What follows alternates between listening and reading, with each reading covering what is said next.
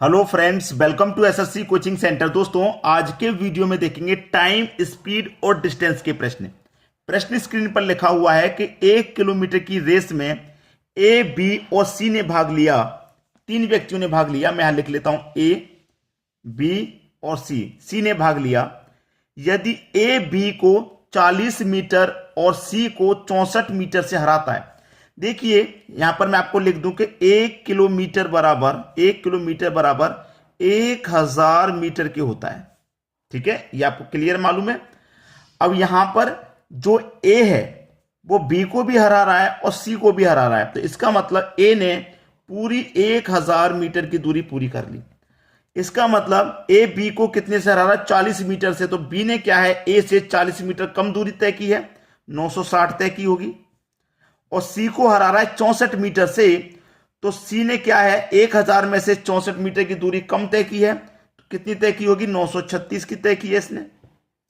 पूछ रहा है बी सी को कितने मीटर से हरा रहा है। जो बी है वो सी को कितने मीटर से हरा रहा है? भाई, बी ने तो 960 तय की, सी ने 936 तय की, तो इसने कम तय की है। कितनी कम तय की है? 24 कम तय की है।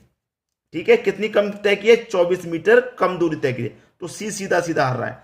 लेकिन यहां पर इसको ध्यान दीजिएगा, ये किलोमीटर में है और यहां पर ये दूरी दे रखी है मीटर में, तो हम इसे निकाल लेंगे। यहां पर 24 मीटर से हरा रहा है। कौन हरा रहा है? बी हरा रहा है। बी की कितनी है? 960। और गुने कितने से कर देंगे? 100 से कर देंगे। बस यही निकल के आंसर आ गया। ठीक है, नहीं निकल के आ गया। जीरो से यहां जीरो कट जाएगा। 24 चौके 96 होता है। ठीक है, और 4 से 10 कितनी बार में कटेगा भाई? 4 से 10 कटेगा। नहीं नहीं नहीं, ये 100 नहीं, 1000 होगा, क्योंकि 1 किलोमीटर में 1000 है, तो ये 1000 होगा। ठीक है, 1000 होगा। ये क्लियर है? तो ये 100 है ना, अभी 100 हो गया, तो 4 से 100 कटेगा 25 बार में, 25 मीटर। ये आपके प्रश्न का सही जवाब हो जाएगा, पहला ऑप्शन। क्योंकि हमारे पास ये दूरी जो है वो 1 किलोमीटर की है। मैंने 1 किलोमीटर को मीटर में चेंज किया, क्योंकि ये मीटर में हरा रहा है, किलोमीटर से नहीं हरा रहा, मीटर में हरा रहा है। ठीक है, तो 1000 किलोमीटर, 1000 मीटर यहां पे लिखा जाएगा। आगे बात समझ में। अब देखेंगे अगला प्रश्न। अगला प्रश्न है 100 मीटर की दौड़ में ए, बी और सी ने भाग लिया। ए, बी और सी ने भाग लिया। ए बी को 25 मीटर से हराता है। ए ने इसका मतलब पूरी 100 तय कर ली। ठीक है, 100 मीटर की दूरी थी, 100 तय कर ली। बी को हरा रहा है 25 मीटर से, तो बी ने 25 कम तय की है, इसका मतलब इसने 75 तय की है। ठीक है, ए बी को 25 मीटर से हराता है, और जो बी है वो सी को 4 मीटर से हरा रहा है। जो बी है वो सी को 4 मीटर से हरा रहा है। याद रखना, प्रश्नों को मैं समझाना चाह रहा हूं। ठीक है, जो बी है वो सी को 25 मीटर से हरा रहा है, बी जो है वो सी को 4 मीटर से हरा रहा है। तो इसका मतलब ये अपने आप में 100 मीटर हो तय कर रहा है, और 4 मीटर से हरा रहा है, तो इसका मतलब जो सी है उसने 4 मीटर कम तय की है, तो 96 तय की होगी। याद रखना, बी जो है वो सी को हरा रहा, तो बी ने जो तय की अपने आप में 100 मीटर पूरी तय कर ली। 4 से इसको हटा रहा, तो इसका मतलब इसने 96 तय की है। ये खाली जगह है, इसके बराबर वाली संख्या लिख दो। ये खाली जगह है, इसके बराबर वाली संख्या लिख दो। ठीक है, बस हो गया प्रश्न। अब देखिए, 100 का 100 से गुना 10,000, 100 का 75 से गुना 7500, 75 का 96 से गुना 7200। ठीक है, अब देखिए यहां पर 2 जीरो 2 जीरो और ये 2 जीरो कट गए। कितना बचा? ये 100 बचा, ये बचा 75, ये बचा 72। आपसे पूछ क्या रहा है? ए सी को हराता है। ए सी को हरा रहा है। ए ने 100 तय की, सी ने 72 तय की, तो सी को कितने से हरा रहा भैया? 28 मीटर से हरा रहा है। सी ऑप्शन बिल्कुल सही। अगला प्रश्न है 100 मीटर की दौड़ में ए, बी और सी ने भाग लिया। ए, बी और सी ने भाग लिया। ए बी को 10 मीटर से हराता है, इसका मतलब ए ने पूरी 100 तय कर ली, 10 से हरा रहा है, इसका मतलब इसने 90 तय की है। ठीक है, और सी को 28 मीटर से हरा रहा है, तो ए ने तो पूरी तय कर ली, सी ने 28 मीटर कम तय की है, इसका मतलब इसने 72 ही तय की है, तभी तो ये 28 मीटर से हरा। तो बी सी को हराता है। जो बी है वो सी को कितने से हरा रहा है? आप देखेंगे 18 से हरा रहा है। कितने पे? 90 पे। गुने कितने कर देंगे भैया? 100 मीटर की दौड़ है, तो 100 से गुना कर देंगे। जो पहले वाला प्रश्न था वो 1000 था, 1000 मीटर, तो 1000 से गुना कर दिया था हमने यहाँ पे।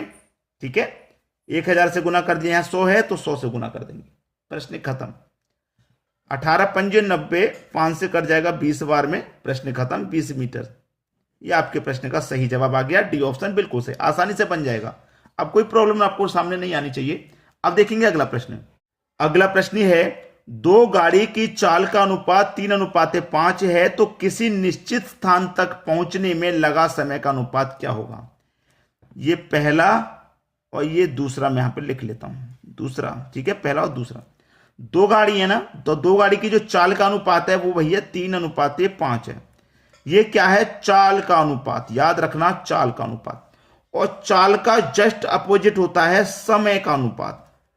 चाल का जस्ट अपोजिट समय, तो अपोजिट का मतलब 5 बाद में है तो 5 पहले आ जाएगा, और 3 पहले है तो 3 बाद में आ जाएगा।